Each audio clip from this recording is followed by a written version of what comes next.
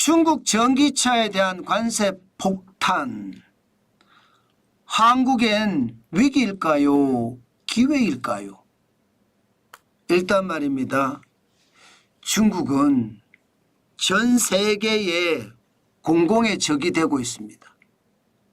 자동차의 과잉 생산, 이 과잉 생산한 자동차를 저가로 세계 시장에 뿌려서 다른 나라들의 반발을 엄청나게 산다는 뜻입니다. 실질적으로도 한번 보실래요? 어느 정도 반발을 사고 있는지.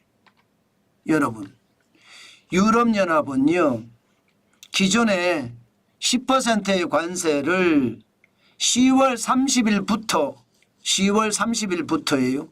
17.8%에서 45.3%까지 추가 관세를 올렸습니다. 추가로 올리는 거예요. 추가로. 10%에서 추가로 더 올리면 지금 중국 전기차에 대한 것은 유럽연합은 최대 55.3%까지 올라간다는 이야기인가요? 엄청나죠. 미국도 마찬가지입니다. 미국은 현재 27.5%거든요. 여기에 관세를 102.5%를 더 올리겠다는 거예요. 더 올리겠다. 그러면 130%까지 올린다는 이야기인가요? 그것도 9월부터 벌써 시행이 되고 있다. 이렇게 이야기하면 들리지 않습니다. 캐나다는 6%를 100%로 더 올리고요. 그럼 106%가 되겠죠. 튀르키예 여기도 마찬가지입니다. 10% 관세를 2024년 7월부터 40%로 올렸습니다. 40%. 10%에다가 40%를 올렸습니다. 추가 관세입니다. 그럼 50%가 된다는 이야기죠.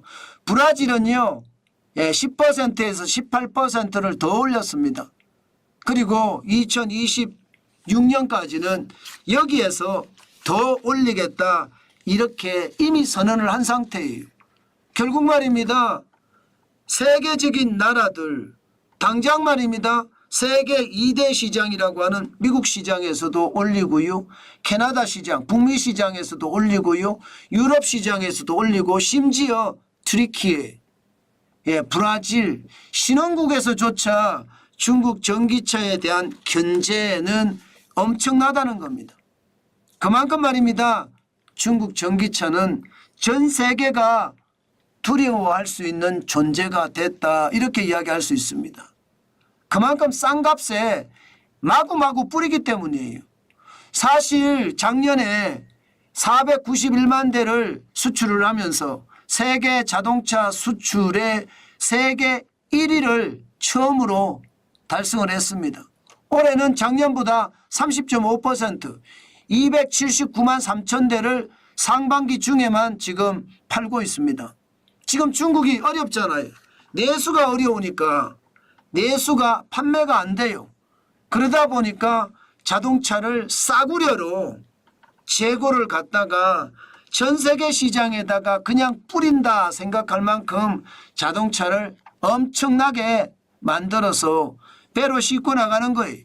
유럽으로 싣고 나가고 남미로 싣고 나가고 아프리카로 싣고 나가고 이렇게 싣고 나가니까 그 나라 산업이 붕괴하는 거예요.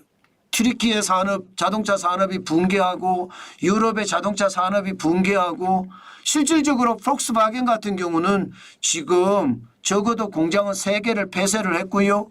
직원의 인건비, 월급은 10% 감축을 했습니다. 미국도 마찬가지입니다.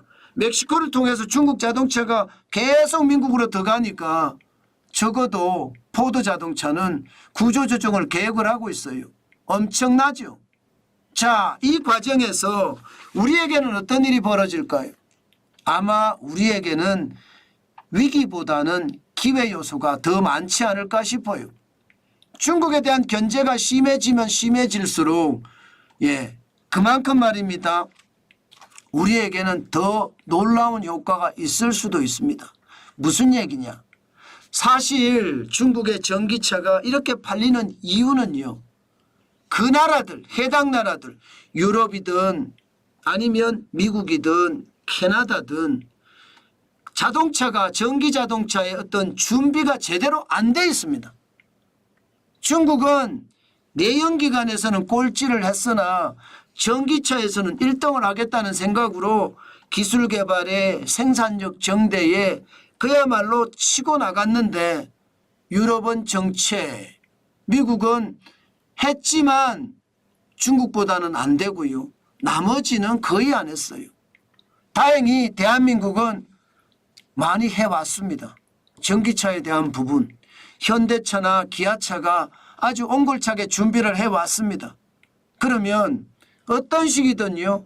유럽도 전기차의 수요에 부응은 해야 될 거예요. 그렇다고 중국산을 계속 수입하자니 유럽이 무너지니까 그렇게 하지는 못하거든요. 마치 말입니다. 테슬라한테는 관세 폭탄을 그렇게 많이 매기지 않았거든요. 그런 것처럼 관세 폭탄이 16% 정도에 거쳤습니다. 그럼 테슬라는 어떻게 될까요? 유럽에 수출할 수 있겠죠. 그런 것처럼 한국 자동차에 대해서도 충분히 그렇게 기회를 제공할 수 있다고 생각은 하고요. 또 하나, 지금 중국이 이런 관세 폭탄을 해결할 수 있는 방법은 미국에도 공장을 짓고 유럽에도 공장을 짓고 튀르키예에도 공장을 짓는 현지화 전략이 중요하거든요.